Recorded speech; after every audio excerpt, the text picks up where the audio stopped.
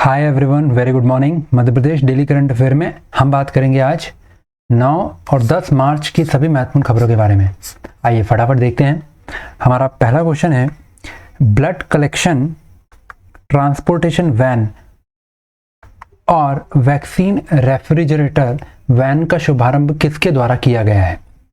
Question clear है। Blood collection transportation van, that means इसका मतलब ये हुआ कि कोई ऐसी वैन होगी जो कि ब्लड कलेक्शन और ट्रांसपोर्टेशन के काम आएगी। मतलब ब्लड कलेक्ट करके जगह जगह से और उसको किसी एक मेडिकल हॉस्पिटल में ले जा करके वहाँ तक ट्रांसपोर्ट करेगी। और दूसरा है वैक्सीनेशन रेफ्रिजरेटर वैन। ठीक है, मतलब जो वैक्सीनेशन, अभी कोरोना वैक्सीनेशन चल रहा है तो उसके लिए एक वैन, ये दो टाइप की वैन का शुभारंभ किया गया है। तो ये किया गया है आपका जो हमारे स्वास्थ्य मंत्री हैं श्री प्रभुराम चौधरी, तो इनके द्वारा इसका शुभारंभ किया गया है। तो इसका सही आंसर होगा आपका श्री प्रभुराम चौधरी जी। पॉइंट क्लियर है, चीज क्लियर है। किस चीज का शुभारंभ होगा? ब्लड कलेक्शन ट्रांसपोर्टेशन वैन का। ठीक, इसके बारे में बात करेंगे। तो लोक स्वास्थ्य एवं परिवार कल्याण मंत्री डॉक्टर प्रभुराम चौधरी ने ब्लड कलेक्शन ट्रांसपोर्टेशन वैन और वैक्सीनेशन रेफ्रिजरेटर वैन को हरी झंडी दिखाकर रवाना किया है। अब स्वास्थ्य मंत्री डॉक्टर चौधरी ने कहा है कि ग्रामीण और सुदूरवर्ती क्षेत्रों में स्वैच्छिक रक्तदाताओं को रक्त देने के लिए ब्लड बैंक तक नहीं आना होगा। अब वे रक्तदान जीवन दान से वंचित नहीं रहेंगे। उनके गांव और घर ब्लड लेने ब्लड कलेक्शन ट्रांसपोर्टेशन वैन आएगी। इसका मतलब ये हुआ कि जो ब्लड कलेक्शन ट्रांसपोर्टेशन वैन जो है ये मेन बनाई गई है जो ग्रामीण एरिया में, जैसे जो लोग ब्लड डोनेट करने के लिए बाहर नहीं आ पाते हैं, तो उनके मतलब गांव-गांव और लोगों के घर तक जाएगी और वहाँ पर ये वैन जो है ब्लड लोगों से कलेक्ट करेगी और उसके बाद सीधा हॉस्पिटल में उसको जमा करेगी, ताकि कभी मतलब ज़रूरतमंदों को इस चीज़ की अगर मतलब प्रॉब्लम आए तो वो मतलब ब्लड के कारण उनका लाइफ में कोई प्रॉब्लम नहीं आनी चाहिए, इसलिए ये योजना शुरू की गई है।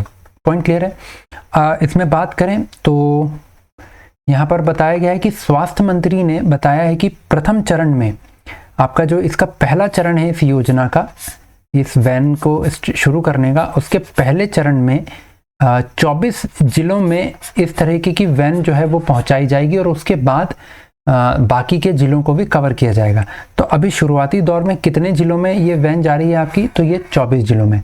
अब देखिए, आप इस टॉपिक को अगर आप रिलेट करेंगे मेंस से, तो जो स्वास्थ्य सेवाएं हैं, स्वास्थ्य सेवाओं के अंतर्गत या ये पॉइंट आपका इंक्लूड होता है कि जैसे आप बोलेंगे मध्य प्रदेश में स्वास्थ्य सेवाओं से रिलेटेड आप कुछ उल्लेख कीजिए, तो वहाँ पर आप बोल सकते हैं कि जैसे जो ब्लड डोनेशन, ब्लड की कमी के कारण कभी कभी लोगों की डेथ हो जाती है, तो उस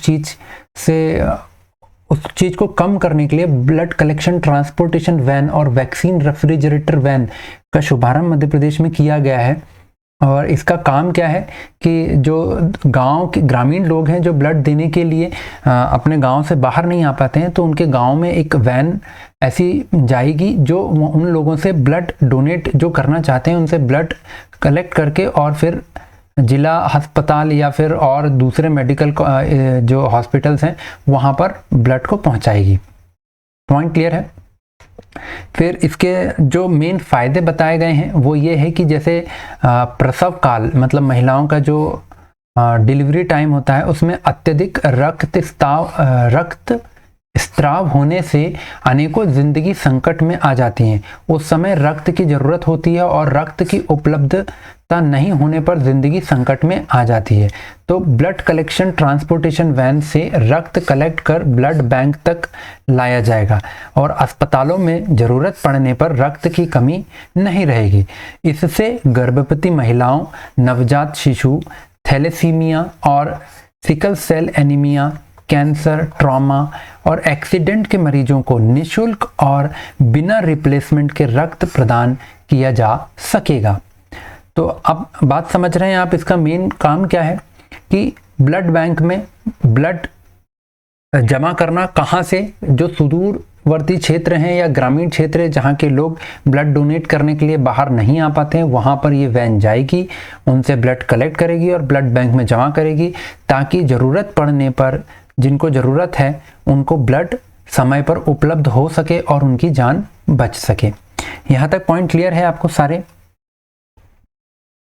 चलिए इसके बाद बात करेंगे नेक्स्ट क्वेश्चन की। तो नेक्स्ट क्वेश्चन है हमारा कायाकल्प अवार्ड 2020-21 जिला अस्पताल की श्रेणी में प्रथम पुरस्कार किसे प्रदान किया गया है? तो इसका जो सही आंसर है हमारा वो है जबलपुर को। ठीक है, तो जिला अस्पताल श्रेणी के अंतर्गत प्रथम पुरस्कार किसे प्रदान किया गया है? जबलपुर के जिला चिकित्सालय को। ठीक है, अब देखिए आपको नाम कहाँ ये क्या याद रखना है यहाँ पर, एक तो कायाकल्प अवार्ड, ठीक है ना, किससे संबंधित है? चिकित्सा से संबंधित है, और 2020-21 के लिए जिला अस्पताल श्रेणी के अंतर्गत प्रथम पुरस्कार किसे प्रदान किया गया है? तो वो किया गया है आपके जबलपुर को। पॉइंट क्लियर है? अब देखिए बात करेंगे यहाँ पर, तो स्वास्थ्य मंत्री डॉक्टर प्रभुराम चौधरी ने स्वास्थ्य संस्थाओं में सेवाओं की गुणवत्ता, अब जो आपके स्वास्थ्य संस्थाएं मतलब आपके जो मेडिकल हॉस्पिटल हुए या कॉलेजेस हुए, वहाँ पे उनकी गुणवत्ता के सुधार के लिए बेहतर साफ सफाई रखने और अन्य मापदंड पर मूल्यांकन में श्रेष्ठ पाए जाने वाले अस्पतालों को कायाकल्प अवार्ड देने की घोषणा की है। अब उसी घोषणा के अंतर्गत कायाकल्प अवार्ड 2020-21 में आपके जिला अस्पताल श्रेणी के अंतर्गत पहला अवार्ड जो है वो जबलपुर को, ठीक है, पहला अवार्ड किसको मिला है? जबलपुर को। दूसरा अवार्ड आपका मिला है भोपाल, ठीक है, दूसरा अवार्ड आपका भोपाल, और तीसरा अवार्ड आपको मिला है विदिशा के जिला अस्पताल को। ठीक है, पहला अवार्ड आप याद रखेंगे जबलपुर को मिला है कायाकल्प अवार्ड 2020-21 का। और बात की जाए सिविल अस्पताल और सामुदायिक स्वास्थ्य केंद्र की श्रेणी में पहला अवार्ड मिला है इच्छावर जिला सीहोर। ठीक है, दूसरा संयुक्त रूप से मिला है रामनगर जिला सतना और पाटन जिला जबलपुर, और तीसरा अवार्ड मिला है एल्गिन जिला जबलपुर को। ठीक है, ये इतना इंपॉर्टेंट नहीं है। हाँ, जिला अस्पताल श्रेणी के अंतर्गत पहला मिला है आपके जबलपुर जिला अस्पताल को। पॉइंट क्लियर है यहाँ तक? चलिए इसके बाद बात करेंगे नेक्स्ट क्वेश्चन की। तो अगला क्वेश्चन है हमारा, क्वींस ऑन द ट्रेल का आयोजन किसके द्वारा किया जा रहा है? अब क्वींस ऑन द ट्रेल जो है वो आपका एक ट्रैकिंग इवेंट है जो स्पेशली महिलाओं के लिए इसका आयोजन किया जा रहा है, और इसका आयोजन आपका किया जा रहा है मध्य प्रदेश पर्यटन बोर्ड के द्वारा। किसके द्वारा इसका आयोजन हो रहा है? मध्य प्रदेश पर्यटन बोर्ड। तो इसका सही आंसर हुआ आपका मध्य प्रदेश पर्यटन बोर्ड, याद रखेंगे। तो क्वींस ऑन द ट्रेल का आयोजन मध्य प्रदेश पर्यटन बोर्ड के द्वारा किया जा रहा है क्या ये? तो अंतर्राष्ट्रीय महिला दिवस के उपलक्ष्य में मध्य प्रदेश पर्यटन बोर्ड के द्वारा आपका क्वींस ऑन द ट्रेल आयोजन किया जा रहा है। इस ट्रेल के माध्यम से प्रदेश के गौरव सतपुड़ा पर्वत श्रृंखला के फोर्सिथ ट्रेल, अब यहाँ पर नाम याद रखेंगे फोर्सिथ ट्रेल। देखिए ये इंपॉर्टेंट है स्टैटिक जीके के पॉइंट से भी कि फोर्सिथ ट्रेल जो है वो आपके किस पर्वत श्रेणी में मिलता है? तो वो आपका मिलता है सतपुड़ा पर्वत श्रेणी में। पॉइंट क्लियर है? तो यहाँ पर महिलाओं द्वारा ट्रैकिंग एवं कैंपेनिंग का अनुभव लिया जाएगा। इसी कड़ी में मध्य प्रदेश पर्यटन बोर्ड द्वारा मॉस्टेक एस्केप संस्था, अब देखिए ये संस्था कहाँ की है आपकी? ये संस्था है आपकी जयपुर की। तो जयपुर की संस्था के द्वारा इसके सहयोग से आपका ट्रैकिंग रूट फोर्सिथ ट्रेल, ठीक है ना, मैं आपको बार बार बता रहा हूँ, ये फोर्सिथ ट्रेल आप याद रखिए, ये इंपॉर्टेंट है।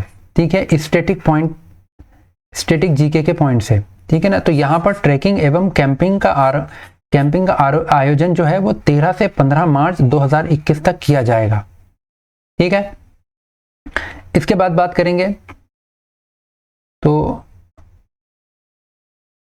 नेक्स्ट इसमें देखेंगे तो आपका जो ट्रैकिंग का नेतृत्व जो है वो पर्यटन बोर्ड की अपर प्रबंध संचालक सुश्री सोनिया मीणा इनके द्वारा किया जाएगा।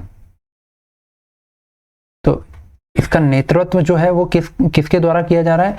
तो पर्यटन बोर्ड की ही अपर प्रबंध संचालक सुश्री सोनिया मीणा के द्वारा इसका नेतृत्व किया जाना है। देखिए ये पॉइंट इतना इंपॉर्टेंट नहीं है, हाँ आपको मेन जो पता होना चाहिए वो कि इसका आयोजन किसके द्वारा किया जा रहा है, तो वो किया जा रहा है आपका पर्यटन बोर्ड के द्वारा। इसके बाद बात करें फोर्सित ट्रेल के बारे में, तो देखिए आपका जो फोर्सित ट्रेल सतपुड़ा टाइगर रिजर्व के मध्य में स्थित है, ठीक है, जो कि एक ट्रैकिंग रूट है और इसकी खोज जो है वो 150 वर्ष पूर्व एक अंग्रेज यात्री कैप्टन जेम्स फोर्सिथ के द्वारा खोजा गया था और इन्हीं के नाम पर इस ट्रैक का नाम जो है वो फोर्सिथ ट्रैक या ट्रेल पड़ा है। तो याद रखेंगे किसने खोजा है इसको, जेम्स फोर्सिथ ने, और कहाँ पर है ये, सतपुड़ा टाइगर रिजर्व में स्थित है, ठीक है, जो कि एक ट्रैकिंग रूट है। और इस ट्रैकिंग रूट में प्रदेश की भारिया जनजाति जो है, भारिया जनजाति के रहन सहन, संस्कृति, खान पान आदि का अवलोकन किया जा सकता है। ठीक, कुल मिला के मतलब भारिया जनजाति जो है वो इस ट्रैक के आसपास की निवासी है, आसपास के जंगलों में भारिया जनजाति निवास करती है। फिर ट्रेल जिप्सी कैंप पचमढ़ी से प्रारंभ होकर डेहलिया, पचमढ़ी नाका, कांजी घाट नदी किनारा, देनवा नदी और पनार पानी पचमढ़ी में समाप्त होगा। ये भी इतना इंपॉर्टेंट पॉइंट नहीं है।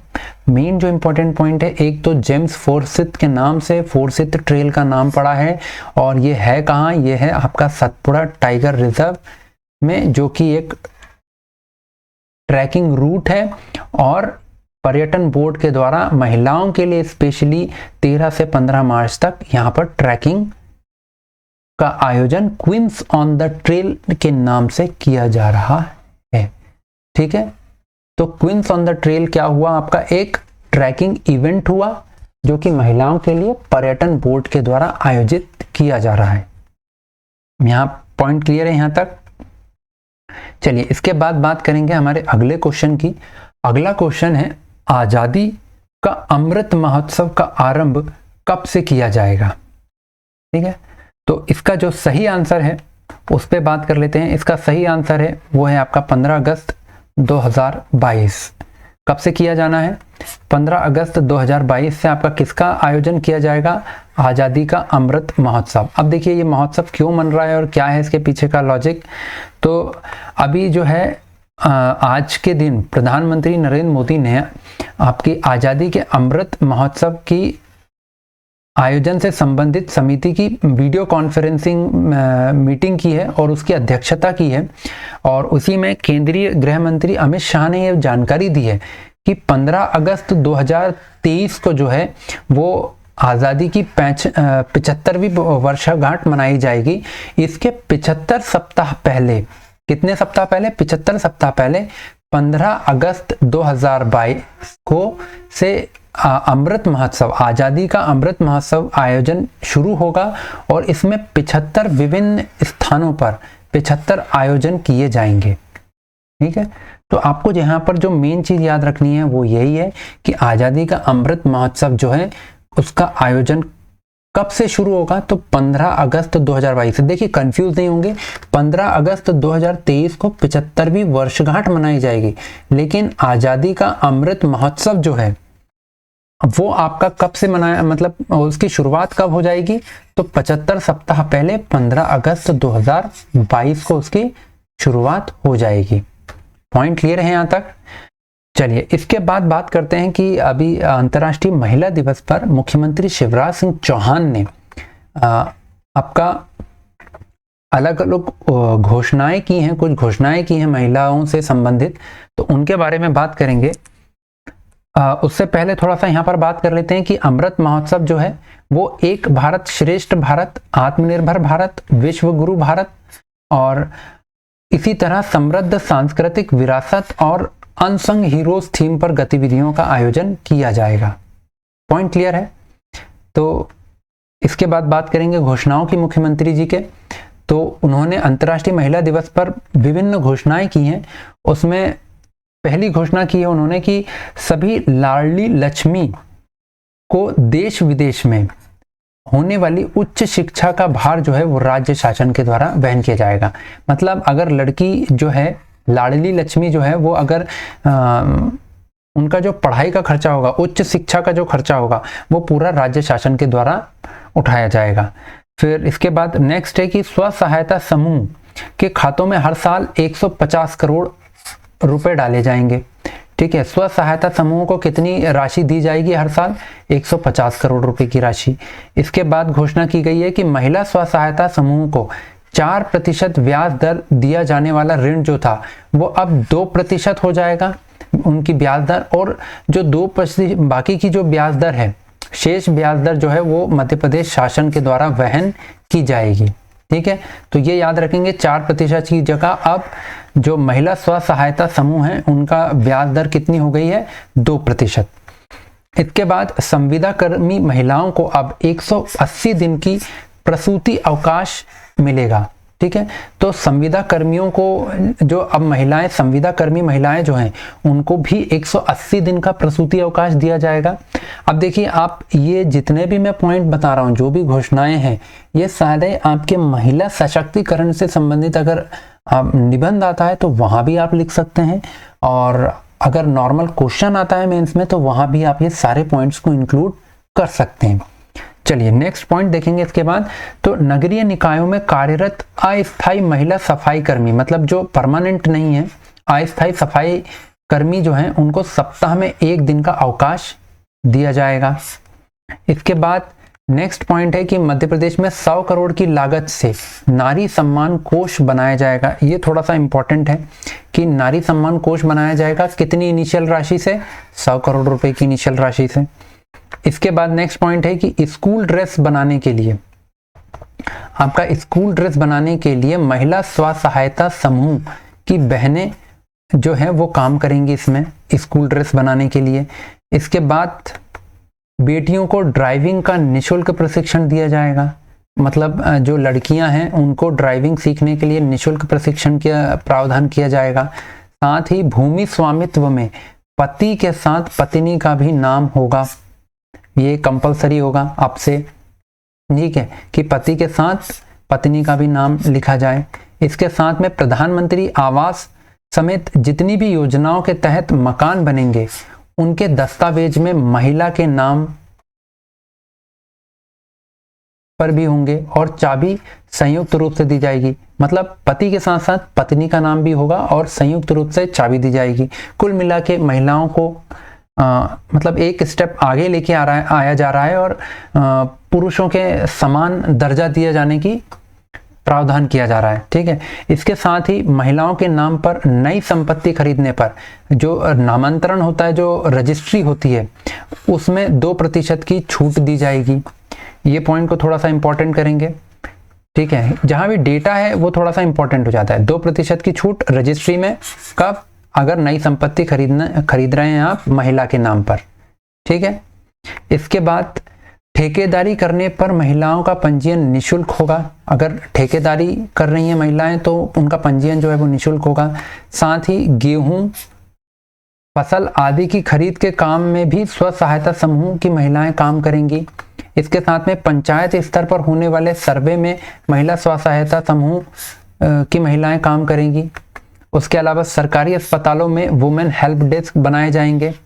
इसके बाद बेटियों के लिए करियर काउंसलिंग की जाएगी, आगे उनको करियर में क्या करना है क्या नहीं करना है इसके लिए उनको गाइडेंस दिया जाएगा।